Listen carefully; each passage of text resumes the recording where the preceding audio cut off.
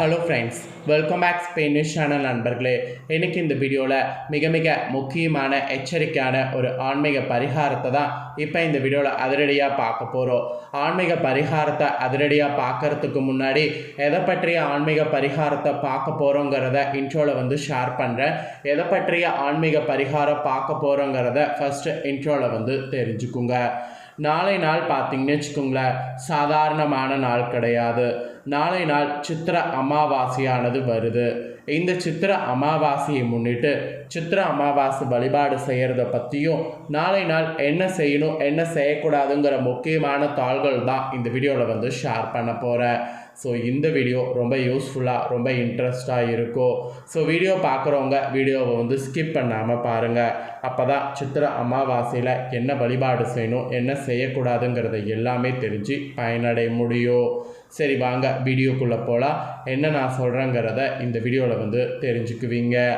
நம்ம வாழக்கூடிய இன்றைய வாழ்க்கையில் ஒவ்வொரு நாளும் படக்கூடிய இன்னல்களும் துன்பங்களும் சொல்லில் அடங்காமல் இருக்குது.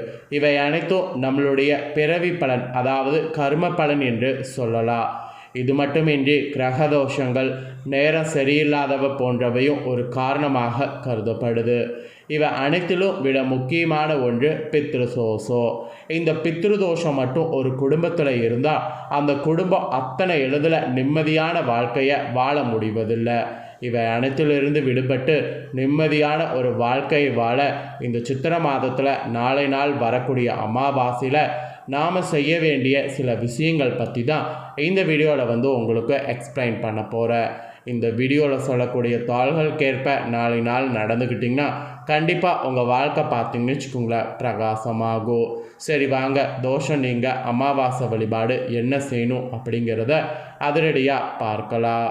அமாவாசை திதியானது மாதந்தோறும் வந்தாலும் ஒரு சில மாதங்களில் வரக்கூடிய அமாவாசை மிகவும் விசேஷமானதாக கருதப்படுது. அந்த வகையில் நாளைய தினம் சித்திரை மாதத்தில் வரக்கூடிய அமாவாசையில் நாம் செய்யக்கூடிய சில விஷயங்கள் நம்மளுடைய வாழ்க்கையில் பல மடங்கு பயனுள்ளதாக மாற்றம் ஏற்படும் என்று சொல்லப்படுது.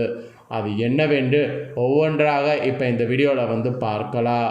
முதல்ல அமாவாசை என்பது எப்போது என்று தெரிந்து கொள்ளணும். அந்த வகையில் நாளைய சித்திர அமாவாசையானது 27/4/2025 ஞாயிற்றுக்கிழமை அதிகாலை துவங்கி 28/4/2025 திங்கட்கிழமை அதிகாலை வரை இருக்குது.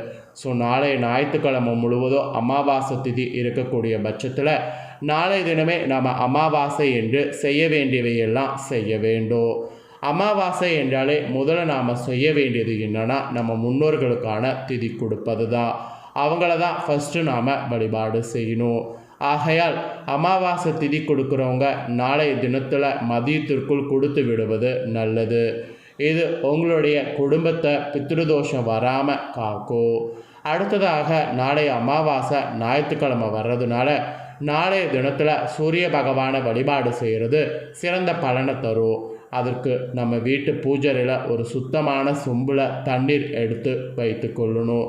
அதன் பக்கத்தில் ஒரு சிறிய அகல் விளக்கில் நெய் இல்லைனா நல்லெண்ணெய் ஊற்றி பஞ்சுத்திரி போட்டு தீபம் ஏற்றணும். இத்தோடு உங்களால் முடிந்த ஏதேனும் ஒரு நெய்வேத்தியத்தை படைத்து சூரிய பகவானை நினைத்து மனதார பிரார்த்தனை செய்து கொள்ளணும். இந்த பிரார்த்தனையானது உங்களுடைய வேலை தொடர்பான அனைத்து பிரச்சனைகளை சரி செய்வதோடு வருமானத்திற்கான வழியையும் பார்த்திங்கன்னு வச்சுக்கோங்களேன் கொடுக்கும். வேலை வருமானம் போன்றவற்றிற்கு காரிய கர்த்தாவாக விளங்கக்கூடியவர் சூரிய பகவான். ஆகையால் சித்திர அமாவாசையில் நாளை நாள் சூரிய வழிபாடு செய்திங்கன்னா வேலைக்கு நல்ல பலன் கிடைக்கும் என்பது சொல்லப்படுது. அடுத்ததாக செய்ய வேண்டியது சந்திர வழிபாடு. அமாவாசை அன்னைக்கு செய்யப்படக்கூடிய சந்திர வழிபாடு மிகவும் விசேஷமானதாக கருதப்படுது. அதற்கு நாளைய தினத்தில் உங்கள் வீட்டில் அருகில் உள்ள நவக்கிரக ஆலயத்திற்கு சென்று நவக்கிரகத்தை வழிபாடு செய்ய வேண்டும். நவக்கிரகத்தை 9 முறை வலம் சந்திர பகவானை மனதார பிரார்த்தனை செய்து கொள்ளுங்க. அப்படி பிரார்த்தனை செய்து கொள்ளும்போது உங்களுடைய மனம் தெளிவடையும். அதோடு திடமான முடிவுகள் வாழ்க்கையில் எடுக்கிறதுக்கு வாழ்க்கை செம்மையாக கொண்டு செல்ல இந்த வழிபாடு உங்களுக்கு உதவி புரியும். ஸோ அமாவாசையில் சந்திர வழிபாடு இது வரைக்கும் யாரும் சொல்லியிருக்க மாட்டாங்க. நான் உங்களுக்கு சொல்கிறேன். நாளை நாள் சந்திர வழிபாடு நான் சொன்ன மாதிரி செய்து பாருங்கள். இவை அனைத்தை விட முக்கியமானதாக கருதப்படுவது நாளை தினத்தில் செய்யக்கூடிய அன்னதானம். தானத்திலே சிறந்த தானம் அன்னதானம் என்று சொல்லப்படும். நாளைய தினத்தில் நம்மளுடைய முன்னோர்கள் நினைத்து ஏதேனும் ஒருவருக்காவது உணவு தானம் செய்யணும். இது நம்ம முன்னோருடைய ஆசையை பெற்று தருவதோடு நம்மளுடைய சந்ததியினருக்கும் வாழ்க்கையை சிறப்போடு வாழ மென்மேலும் முன்னேற்றமாக செல்ல உதவி புரியும். அதனால் நாளை நாள் அன்னதானம் செய்ய மறக்காதீங்க. அன்னதானம்னா என்ன வேணாலும் செய்யலாம். நல்லா வடை பாயாசத்தோடு சாப்பாடு கொடுக்கலாம், இல்லை கிளறின சாப்பாடு கூட கொடுக்கலாம். ஸோ இப்போ நான் சொன்ன இதெல்லாம் சித்திரை அமாவாசையில் நாளை நாள் நாம் செய்து வழிபாடு செய்கிறதுனால இந்த விஷயங்கள் நம்மளோட வாழ்க்கையில் இருக்கக்கூடிய தோஷங்கள் துன்பங்கள் அனைத்தும் நிவர்த்தி ஆவதோடு குடும்பம் மென்மேலும் உயர்ந்து நல்லதொரு செழிப்பான வாழ்க்கை வாழ முடியும். இந்த வழிபாட்டில் நம்பிக்கை இருக்கிறவங்க நம்பிக்கையோடு செய்து நல்ல பலனை பெறுங்க. ஸோ அதோடு இந்த வீடியோவை நான் இப்போ முடித்துக்கொள்கிறேன். ஸோ இவ்வளோ நேரம் இந்த சித்திரை அமாவாசையில் செய்ய வேண்டிய வழிபாடை பார்த்தோம். இப்போ நெக்ஸ்ட்டு இந்த அமாவாசையில் என்ன விஷயம் கட்டாயம் செய்யணும், எந்த விஷயம் கட்டாயம் செய்யக்கூடாதுங்கிறத சொல்ல போகிறேன். ஸோ என்ன விஷயம் செய்யணும், என்ன விஷயம் செய்யக்கூடாது அப்படிங்கிறத இந்த வீடியோவில் தெரிஞ்சுக்குங்க. ஆக்சுவலி இது ரொம்ப முக்கியமான விஷயம். இதை நாம் தெரிஞ்சு கண்டிப்பாக இதற்கேற்ப நாளை நாள் பயன்பெறணும். இந்த அமாவாசையில் நாளை நாள் ஃபஸ்ட்டு நாம் செய்ய வேண்டியது வீட்டை சுத்தப்படுத்துகிறோங்கிற பேர் வழியில் வீட்டு வாசலில் தண்ணீர் தெளித்து கோலம் இடுறோம்ல, அந்த தவறு செய்யக்கூடாது. அது நாளை நாள் நீங்கள் செய்தீங்கன்னா பெரும் தவறு. அமாவாசையில் வாசலில் கோலம் போடுவதை கண்டிப்பாக தவிர்க்க வேண்டும். மீறி கோலம் போட்டிங்கன்னா அது முன்னோர்களுக்கு திதி கொடுக்கறத தடுத்துடும். அதனால் நாளை நாள் கண்டிப்பாக வீட்டு வாசலில் கோலங்கிறது இருக்கக்கூடாது. முன்னோர்களுக்கு திதி கொடுத்த பின் கூட போடலாம், ஆனால் முன்னோர்களுக்கு திதி கொடுத்ததுக்கு பின்னாடி போடுறது கூட ஒரு வகையில் ஆபத்து தான். ஸோ நாளை நாள் கோலம் போடுவதை தவிர்க்க வேண்டும். அப்புறம் ரெண்டாவது, நாளை நாள் முன்னோர்கள் படங்களுக்கு பூ வைத்து வழிபாடு செய்கிறதுல மெயினான என்ன பூ வைக்கணும்னா துளசியை சாத்தணும். துளசி தவிர வேறு எந்த பூவையும் நாளை நாள் சாத்தக்கூடாது. துளசிக்கு தான் அதிக மகிமையானது இருக்குது. அதனால் துளசியை தான் நாளை நாள் சாத்தி வழிபாடு செய்யணும். இதை நாளை நாள் மறந்துடாதீங்க. அப்புறம் மூணாவது, நாளை நாள் அமாவாசை தர்ப்பணத்தை நீர்நிலைகள், ஆறு, நதிக்கரைகளில் கொடுக்கலாம்.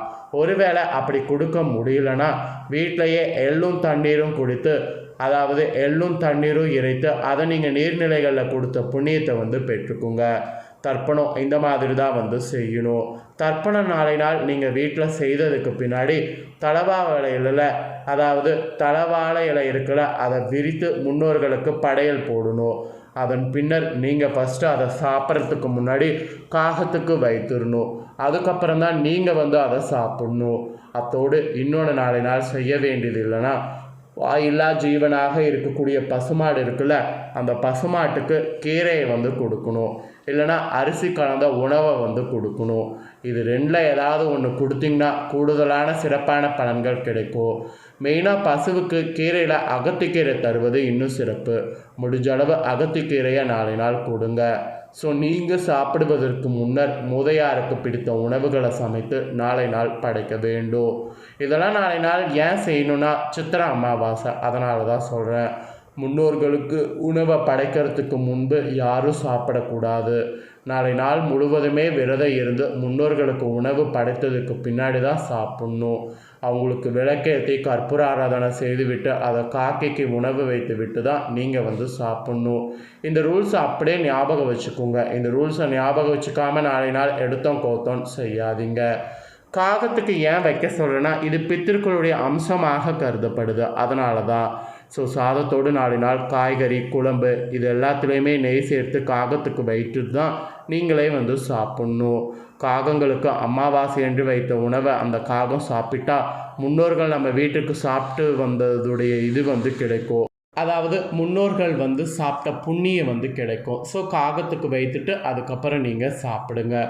ஸோ அவ்வளோதாங்க. நாளைய சித்திரை அமாவாசையில் என்ன செய்யணும், என்ன செய்யக்கூடாது, என்ன மாதிரி வழிபாடு செய்தால் புண்ணியம் கிடைக்கும் அப்படிங்கிறது எல்லாமே டீட்டெயிலாக இந்த வீடியோவில் ஷேர் பண்ணிட்டேன். ஷேர் பண்ணதை அனைவரும் இந்த வீடியோவை பார்த்து தெரிஞ்சிருப்பீங்க. தெரிஞ்சது முக்கியம் இல்லை, இதற்கேற்ப நடந்துக்கிறது தான் ரொம்ப முக்கியம். இதற்கேற்ப நடந்து பயன்பெறுங்க.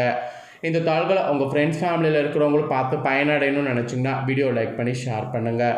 அவங்களும் வீடியோ பார்க்கட்டும், இதற்கேற்ப நடந்து பயனடையட்டும். நெக்ஸ்ட்டு நம்ம சேனலில் நிறைய வீடியோ போடப்படும். அதை எல்லாத்தையுமே உடனுக்குடனே தெரிந்து கொள்ள மறக்காமல் நம்ம சேனலை சப்ஸ்கிரைப் பண்ணுங்கள். கூட பெல் பண்ண ப்ரெஸ் பண்ணுங்கள். அதை பண்ணிட்டீங்கன்னா இனி நான் போடுற மற்ற அப்டேட்டான எல்லா வீடியோஸும் உடனுக்குடனே தெரிந்து கொண்டு பயனடையலாம். ஸோ மறக்காமல் சப்ஸ்கிரைப் பண்ணி பெல் பண்ண ப்ரெஸ் பண்ணுங்கள். நெக்ஸ்ட்டு இதே போல் சுவாரஸ்யமாக வேறொரு வீடியோவில் உங்களை சந்திக்கிறேன். நன்றி, வணக்கம்.